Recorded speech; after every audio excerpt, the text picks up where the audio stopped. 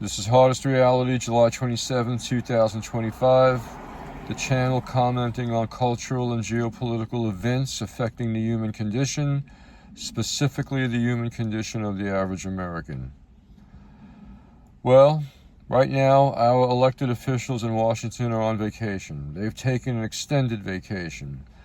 Very interesting that they should do that when all this flack is in the air right now about Epstein and names on his list.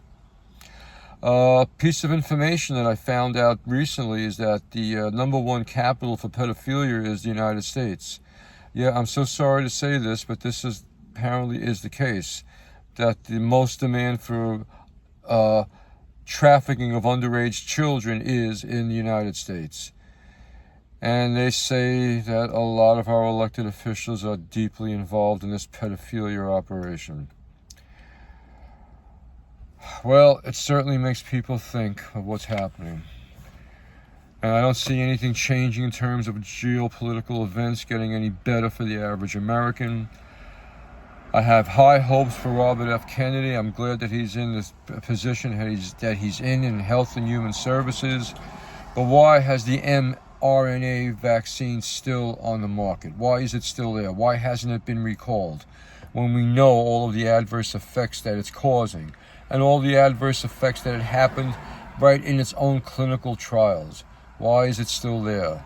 Well, I can maybe give you some background in that, is that Trump's personal secretary in the White House, Susie Wiles, I don't know who the Susie Wiles woman is, but apparently she had a consulting firm, and along with Pam Bondi, the Attorney General, I found out. So they have a consulting firm, or had a consulting firm, and their client, one of their clients was Pfizer. Pfizer, who developed a nice vaccine for the COVID-19 pandemic. Right. Okay, so perhaps that's the reason why RFK cannot get this mRNA killer shot withdrawn from the market, and why he cannot have the indemnity of the pharmaceutical companies removed so that they can be sued.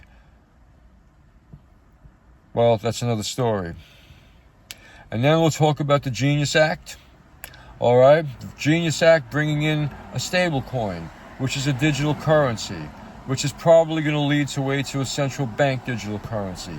And once there's a digital currency, then they'll know exactly what's going on in your life, right down to the very penny of whatever you're spending. And if, however, this digital currency is to be allotted or proportioned out, or with an expiration date that you don't use in a certain period of time, then whatever goods and services you might need will certainly be privatized by the central bank digital currency that's on the horizon. You know, I talk extemporaneously here, but sometimes I have to take some notes over here, and I've gotten wind of this lady, Marjorie Taylor Greene. I like what she says. She's introduced some legislation into Congress, which is, of course, no longer there, regarding foreign policy, specifically with Israel, why we should be giving Israel any more military aid when they're already a nuclear power.